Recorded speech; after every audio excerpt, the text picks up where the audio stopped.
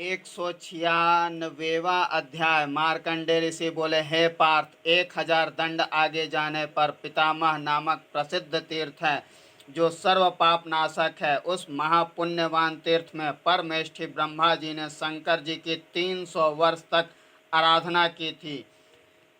युधिष्ठिर जी बोले, हे नरसार नरसारदुल, ब्रह्मा लोक निवासी पितामह ने देवेश की आराधना क्यों की थी?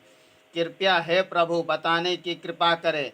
मार्कंडेय ऋषि बोले, हे राजन सुनो। प्राचीन काल में महामना ब्रह्मा ने मेरु पृष्ठ में तिलोत्मा नाम की स्त्री की रचना की थी। उसे देखकर ब्रह्मा जी चकित हो गए थे। वह स्त्री परम सुंदरी सुकोमल थी। ब्रह्मा जी ने प्रसन्नता पूर्वक उसकी रचना की थी। वह सभी से उत्तम थी। उसके तिल के कारण भी वह उत्तम थी, इसलिए ब्रह्मा जी ने स्वयं उसका नाम तिलोत्मा रख दिया था। उसकी सुंदरता, सुकुमारता, लावण्यता को देखकर ब्रह्मा जी में कामोद्वेग उत्पन्न हो गया। इस प्रकार अपनी ही पुत्री पर दुष्ट चेष्टा को देखकर कुपित होकर महादेव ने पितामह को शाप दे दिया। ब्रह्मा जी बोले, हे पितामह, आप ही इस जगत के रचयिता हैं। आपकी निर्लज्जता को देखकर हम चकित हैं। वेद ज्ञानी जन आपकी निंदा करेंगे और लक्ष्मी जी भी निंदा करेंगी। आप संसार में अपूज्य होंगे, इसमें संशय नहीं। आपकी दुष्चरित्रता पर सावित्री शाप दे देंगी। मार्कंडेय ऋषि बोले, हे राजन, इस प्रकार ब्रह्मा जी शाप से आक्रांत, भय से पीड़ित होकर विवेक रूपी दीपक में जलकर खेद में डूब गए। इसके पश्चात नजदीक में ही पश्चिम समुद्र के किनारे बहुत तप किया। ब्रह्मा जी ने सर्व कारण सर्वज्ञ महेश्वर की आराधना शाप मुक्ति के लिए की। ब्रह्मा जी बोले, हे पुरुषोत्तम, हे जगतपते, हे अंधकारे, आपके चरणों में प्रणाम। आपकी माया अपरंपार है। आप प्रसन्न होकर मेरी रक्षा कीजिए। हे महेश्वर, आपकी कृपा से ही इसकी रचना की और इसी मोह मोह रचना ने, मोहिनी रूप ने मुझे मोहित कर लिया। मैं कौन, आप कौन, साप क्या है, कौन मोहित होता है? हे प्रभु, आपने ही विरंची को मोहित किया है। हे नाथ, क्रोध शांत करे, मैं आपकी शरण में हूँ। और भगवान शंकर के पैरों में लेट गए। हे महेश, आप ही रचना, पालन और संहार करते हैं। आपकी स्तुति करना भी मैं नहीं जानता। चतुर्विद वाणी, वैखरी आदि से भी आपकी स्तुति संभव नहीं है। मैं अविनीत हूँ, मूढ़ हूँ, आपकी शरण में हूँ। हे महेश्वर, रक्षा करे, रक्षा करे। मार्कंडेय ऋषि बोले, हे राजन, ब्रह्मा जी के स्तुति करने पर भगवान शंकर ने ब्रह्मा जी को उठाकर बोले, वरदान मांगो, मैं प्रसन्न हूँ।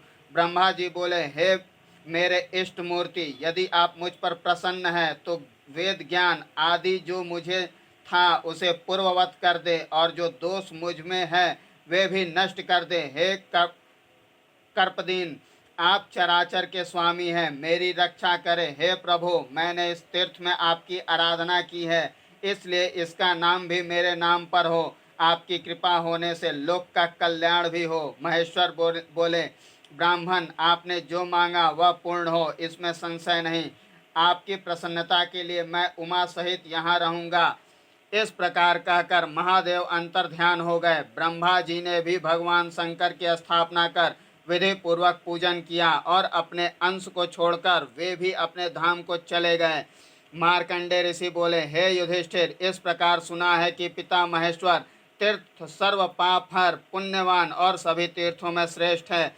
इस तीर्थ में भाद्रपद के महीने में अथवा वैशाख के महीने की अमावस्या को जो स्नान कर पितरों का तर्पण, पिंडदान, तिलांजलि देता है, उसके पितर तृप्त हो जाते हैं। और जो पिता महेश्वर तीर्थ में स्नान कर महेश्वर की पूजा करता है, पितामह की धूप दीप से पूजा करता है, निश्चित रूप से उसका पाप नष्ट हो जाते हैं। और जो वस्त्र, छत्री, उपानह का इस तीर्थ में दान करता है, वेद का पारायण स्वयं करता है या कराता है, पुराण का पाठ करता है या कराता है, स्वयं गायत्री का जप करता है या ब्राह्मण से कराता है, वह परम गति को प्राप्त करता है। इस प्रकार हे पार्थ, मैंने पितामह तीर्थ का वर्णन किया। जो मनुष्य इस महात्मा को सुनता है वह पवित्र हो जाता है और अग्निहोष्टोम यज्ञ का फल प्राप्त करता है। हे नृप, और भी सुनो।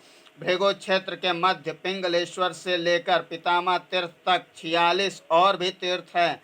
कल्प के आदि में उनके नाम गिनाए गए हैं। उनके दर्शनादि से उत्तम सिद्धि प्राप्त होती है।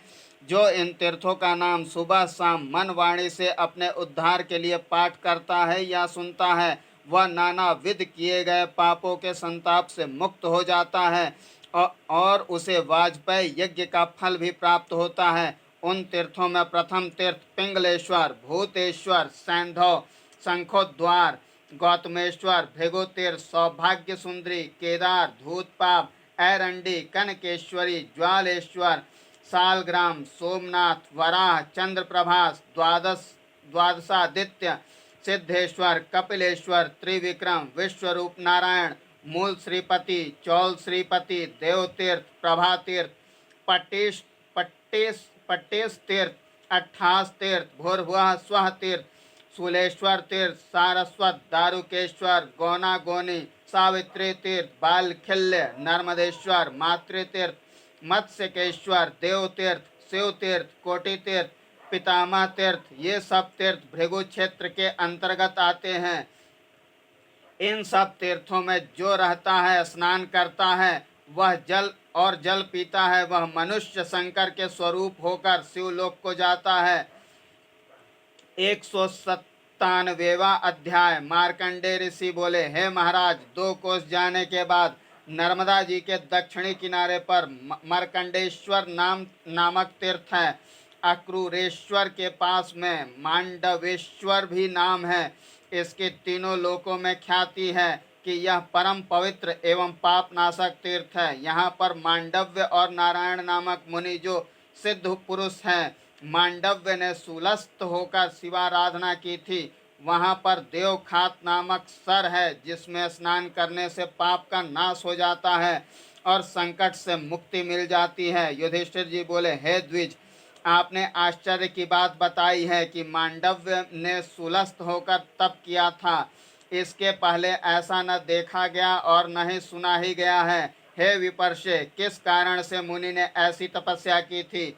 कृपया विस्तार से बताने की कृपा करें।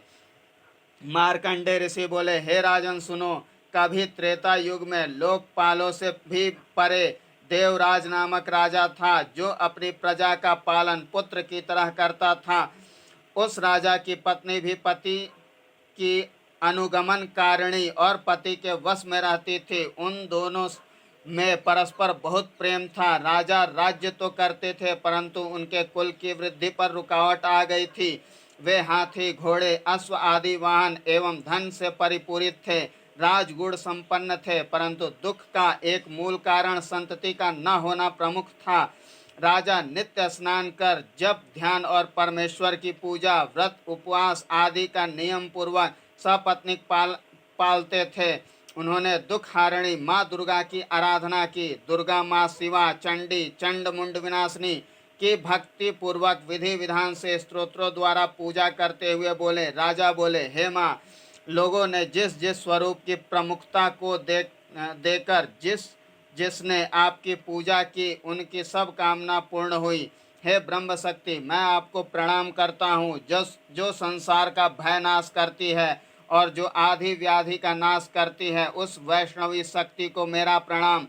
इस प्रकार राजा ने माँ के सांकरी शक्ति, कौमारी शक्ति, वाराही शक्ति, नारसिंही शक्ति, गदा कुलिस युक्त परम शक्ति, वाराही शक्ति, कात्यायनी शक्ति, कौर्मी शक्ति आदि स्वरूपों को नमस्कार करते हुए स्तुति की।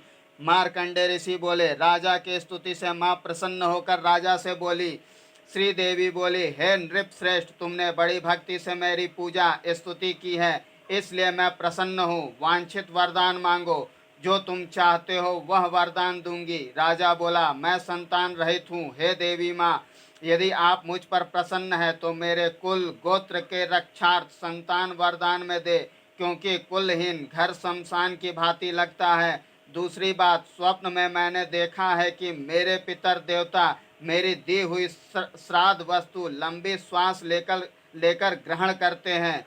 मार्कंडेय ऋषि बोले, हे राजन, राजा के वचन सुनकर माँ देवी ने ध्यानस्थ होकर दिव्य चक्षु से तीनों लोकों को देखा और बाद में राजा से बोली। श्री देवी बोली, हे राजन, मैंने ध्यानस्थ होकर दिव्य चक्षु से देखा है कि तुम्हारे संतान नहीं हो सकती, इसलिए तुम यज्ञ पुरुष प्रजापति प्रभु की पूजा करो, तब तुम्हें एक पुत्री प्राप्त होगी, पुत्र नहीं होगा। हे महिपाल, तुम पुत्री से ही संतुष्ट रहो। मार्कंडेय ऋषि बोले, इस प्रकार कहकर देवी माँ अंतर्ध्यान हो गई और राजा अपने घर को चले गए। राजा ने यज्ञ पुरुष की पूजा की, उसके परिणाम स्वरूप कन्या उत्पन्न हुई। वह कन्या गुणवती अत्यंत सुंदरी थी, उसके समान दिव्य लोक गंधर्व लोक आदि में कोई नहीं था। जन्म से पिता प्रसन्न करने वाली इस कन्या का नाम कामोदिनी रखा गया था। वह उन्नत एवं कठोर स्तनों वाली, हंस की चाल से चलने वाली, रक्त वस्त्र एवं रक्तमाला धारण करने वाली, कर्ण कुंडल से युक्त, दोनों कुचों के मध्य में हार को लटकाकर लक्ष्मी की तरह लगती थी। उसके भ्रमरों की तरह काले केस वाली, रक्त ओष्ठ वाली, मृग की तरह चंचल नेत्रों वाली वह कन्या कर्पूर युक्त तांबूल चर्वण से जागृत हुए काम शक्ति के समान थी। पिता माता सखियों के साथ खेल खेल कर आनंद बढ़ाती थी। हे राजन, एक बार वह कन्या चंदन, अगरू, तांबूल, पुष्प आदि से युक्त अपनी सखियों के साथ नदी के किनारे गई। वह सभी आभूषणों से युक्त होने से अत्यंत मनोरम लग रही थी। वह स्नान के ध्येय से ही यहाँ आई थी। जल क्रीड़ा की इच्छा से कंठ पर्यंत जल में प्रविष्ट हुई। किनारे पर रक्षक पुरुष और स्त्रियां बैठ गए। उस सुंदरी को संवर नाम के दैत्य ने देखा और काम से अत्यंत पीड़ित होकर बाज पक्षी का रूप धारण कर वेग से आया और पीन उन्मत्त स्तनी सुंदरी कामोदिनी, जो जल में सभी भूषणों से युक्त क्रीड़ा कर रही थी, को पकड़कर आकाश मार्ग से ले चला। तब तब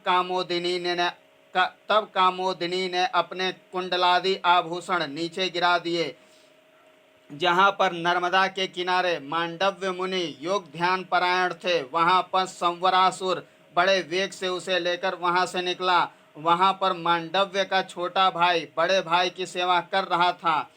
198वां अध्याय। मार्कंडेय ऋषि बोले, हे राजन, सेन पक्षी आकाश मार्ग से कामोदिनी को लेकर जा रहा है। यह देखकर सब स्त्रियां चिल्लाने लगी और जाकर राजकुल में बताया। स्त्रियां बोली, हे राजन, इस एक सेन पक्षी आकाश मार्ग से कामोदिनी को ले गया है। जिस समय कामोदिनी को उठाया उस समय वह मंदिर के पास के तालाब में जल क्रीड़ा कर रही थी। हे महाराज, जहाँ तक दिखा वहाँ तक हमने पीछा किया। मार्कंडेय ऋषि बोले, हे युधिष्ठिर, यह सुन राजा हाय हाय करता हुआ बहुत दुखी होकर रोने लगा। मेरे ऊपर वज्रघात हो गया। इस प्रकार विलाप कर भूमि पर गिर पड़ा। मंत्रियों ने बहुत समझाया और कहा, जिस तरफ पक्षी गया है हमें उधर सेना भेजना चाहिए। इसके पश्चात सचिवों, पुरोहितों आदि को बुलाकर पूछा कि क्या करना चाहिए। सबने मंत्रणा कर चतुरंगड़ी सेना तैयार करने को कहा और चारों दिशाओं में हाथी घोड़ों की सेनाएं भी भेज दी। सभी लोग कहने लगे कि नहीं मालूम वह देवता, गंधर्व, दैत्य या राक्षस कौन था। इस स्थिति में हम क्या करें। बार बार यही विचार करते थे कि कहाँ और कैसे खोजा जाए। मार्कंडेय ऋषि बोले, इसी समय वहाँ पर एक वनवासी कन्या के शरीर के आभूषण लेकर आया और राजा से कहने लगा कि मैंने कन्या को ले जाते हुए देखा है। महाराज, मैंने तो तपस्वी के आश्रम में ले जाते देखा है। हाँ, मैंने देखा है कि तपस्वी मौनी है। जब राजा और मंत्रियों ने सुना तो आग बबूला हो गए। हे राजन, लोगों में क्रोध की सीमा नहीं रही और ब्राह्मण के संबंध में बोलने लगे कि चोर वृत्ति वाला, तपस्वी वेशधारी, पर द्रव्यहारी, वह कैसा तपस्वी है जो मेरी पुत्री का हरण कर लिया।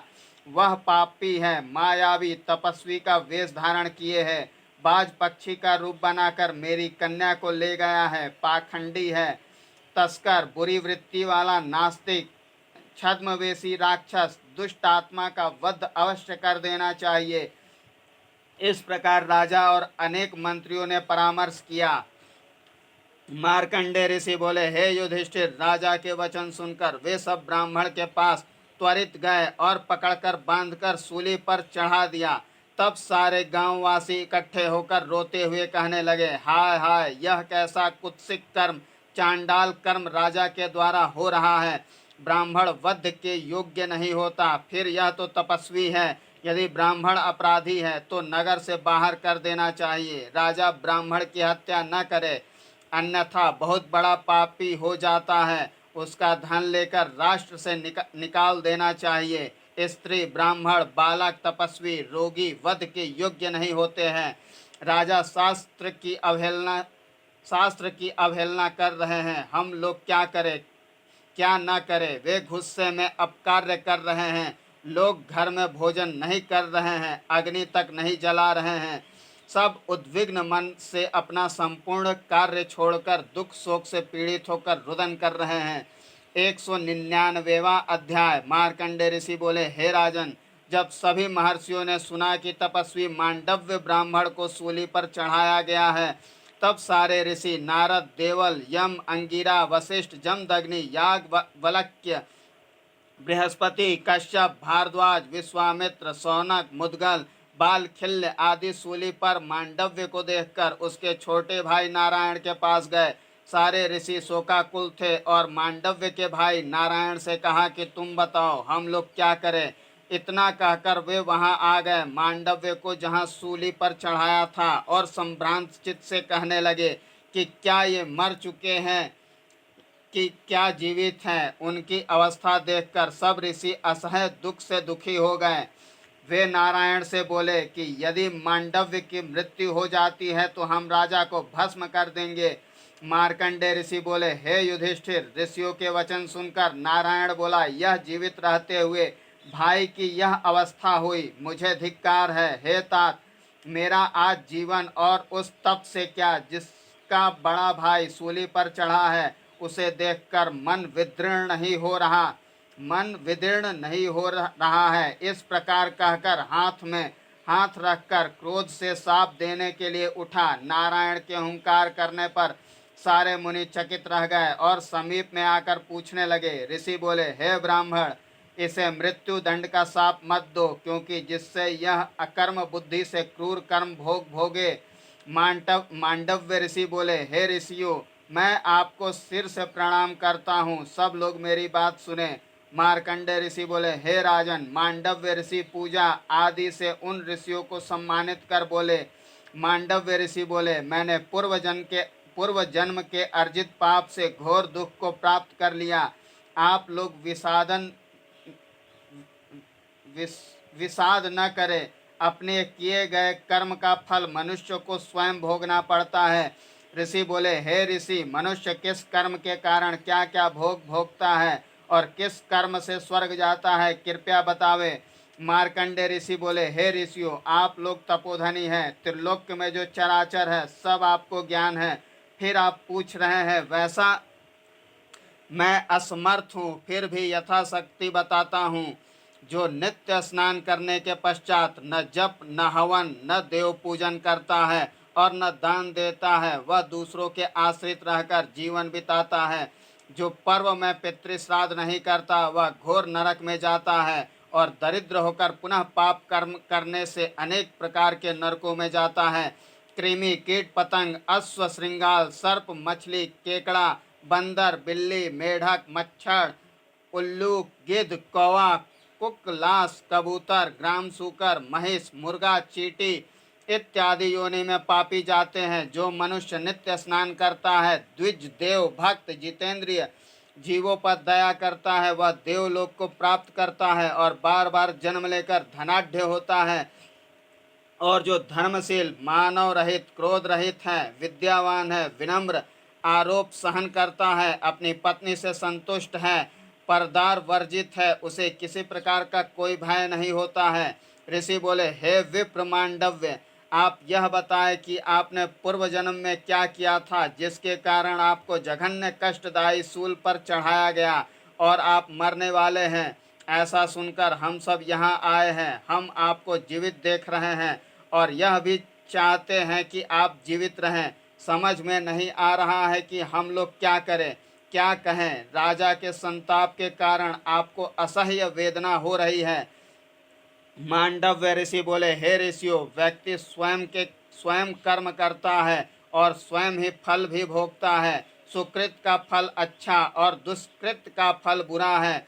उसे दूसरा कोई नहीं भोगता, स्वयं को भोगना पड़ता है। यथा हजारों गायों के बीच में बछड़ा अपनी माँ को स्वयं खोज लेता है, वैसे ही पूर्व जन्म का कर्म भी अनुगमन कर पहुँच जाता है। माता पिता भाई पत्नी पुत्र पुत्री कर्म फल को कोई नहीं भोगता, स्वयं को ही भोगना पड़ता है। हे ऋषियों, आपने जो मुझे पूछा कि तुमने पूर्व जन्म में कौन सा कर्म किया था, तो सुनिए। मैं बाल्यावस्था में बाल बुद्धि के कारण तेल लगाते समय सिर पर घूमती हुई भ्रमरी को पकड़कर विनोद में ही मैंने मोती की भांति सूल में पिरो दिया था। उसी पाप का फल सद्यः मुझे मिल रहा है। यह भोगने के बाद ही निरामय होकर मोक्ष को प्राप्त कर सकूंगा, इसलिए आप दुखी न हो। मैंने पूर्व जन्म में जो कर्म किया उसी के परिणाम स्वरूप सूल पर चढ़ा हूँ। प्रातः तक राजा को क्षमा कर देना। आप लोग अपना कोप शांत करें। मार्कंडे ऋषि बोले, हे युधिष्ठिर, सभी महर्षि मांडव्य ऋषि के वचन सुनकर साधु साधु कहकर अत्यंत प्रसन्न हुए और पूजन किए। नारायण बोले, हे भाई, आप बताओ, यह जल जो मैंने अभिमंत्रित किया है उसे कहाँ छोड़ दूं, क्योंकि यह राजा को राष्ट्र सचिव एवं पुरोहित सहित भस्म कर देगा। मांडव्य ऋषि बोले, यह जल कालकूट विष की तरह है। इसे गहरे कलोदधि में देव कार्य समझकर समर्पित भाव से डाल देना चाहिए। मार्कंडे ऋषि बोले, हे युधिष्ठिर, सर्व ऋषि मांडव्य ऋषि को प्रणाम कर और अनुमति लेकर अपने आश्रम में चले गए। उनके जाते समय ऋषि ने कहा कि भगवान शंकर के आदेश से आप सब 5वें दिन पुनः आइए। आने का वचन देकर वे भी अपने स्थान पर चले गए। ब्राह्मणों के जाने के बाद दूसरे दिन वहां संडिली तपोधना आ गए। वह अपने सिर पर पति को लिए हुए थी और मुनि को न जानते हुए इधर उधर घूमने लगी। वह गलित कुष्ठ आदि त्वग रोग से पीड़ित अपने पति को करंड में रखकर घूम रही थी। रात्रि के कारण वह सूल पर चढ़े हुए मांडव्य मुनि को न देख सकी और जानु स्थल पर गिर गई। उसके गिरते ही मुनि के सारे शरीर में वेदना होने लगी। मांडव्य ऋषि बोले, मैंने पूर्व जन्म में कर्म किया तो इस दशा में हूँ और पुनः कोई कष्ट आ पड़ा। कंकड़ों की झंकार के द्वारा ही तुम्हारे द्वारा मैं दुखी किया जा रहा हूँ। मुझे लगता है तुम राक्षसी हो या स्वच्छंद चारणी हो या चौर कर्म कारिणी हो। इस प्रकार कहकर वे बार बार जोर जोर से रोने लगे। यह सुनकर वहाँ तपस्वी नारायण और अन्य तपस्वी भी आ गए और उस स्त्री से पूछने लगे, आधी रात को सिर पर करंड रखे हुए तुम क्यों घूम रही हो? तुम अपने आने का कारण बताओ। तुम मुनि को बहुत कष्ट पहुंचा रही हो। सांडिलिनी बोली, हे मुनियो, मैं न आसुरी, न गंधर्वी, न पिशाचिनी, न राक्षसी, न तस्करी और न ही स्वेरिणी हूँ। मैं इस तपस्थली में रहती हूँ, पतिव्रता हूँ, सब लोग जान ले। यहाँ पर अन्य किसी न काम से, न क्रोध से, न मत्सर से आई हूँ। मैं दिन भर से पति को सिर पर ढो रही हूँ और अंधकार की वजह से गिर गई हूँ। मुझे क्षमा करे, मेरे पति रोगी हैं, अतः इनके लिए अन्न वस्त्र आदि से सेवा करती हूँ। मेरे पति ही मेरे प्राण है। इनका नाम सौनक है और मेरा नाम सांडली है। आप क्रोध का त्याग करें। मांडव्य ऋषि बोले, देखो, तुम दूसरे की व्यथा नहीं समझ रही हो, मुझे बहुत कष्ट है कुलाध में। तुम नहीं जानती हो, सुबह सूर्योदय होते ही तुम्हारा पति मर जाएगा। मार्कंडे ऋषि बोले, हे युधिष्ठिर, मुनि के वाक्य सुनकर सांडली मानसिक रूप से दुखी हो गई। विषाद के बाद एक क्षण विचार कर गुस्से से लाल लाल नेत्रों से मुनि की निंदा करते हुए बोली। सांडिली बोली, हे मुनिराज, यदि आप आज इस प्रकार मेरा अतिथि का सत्कार करते हैं तो आपको स्वर्ग आदि में कहीं भी जगह नहीं मिलेगी। औरों की तरह मुझे मत देखो, तुम समझ लो और देवता भी कि स्त्री बल क्या होता है। न तो सूर्योदय होगा और न मेरा पति मरेगा, सारे संसार में अंधकार ही रहेगा, रात्रि समाप्त ही नहीं होगी। मार्कंडे ऋषि बोले, हे पांडव, सांडिली ने इस प्रकार कहकर सूर्य को रोक दिया। सारे लोगों की बुद्धि ही रुक गई। सभी का स्वाहाकार स्वाधाकार स्नान जप संध्या ध्यान बंद हो गया। पूजा वेदाध्ययन आदि सब रुक गया। गाय घर में बंधी रह गई। 6 महीने तक पिंडादिक सत्कर्म आदि क्रिया बंद रही। सारे संसार के प्राणी विकल हो गए और कारण नहीं खोज पाए कि किस कारण यह स्थिति हुई।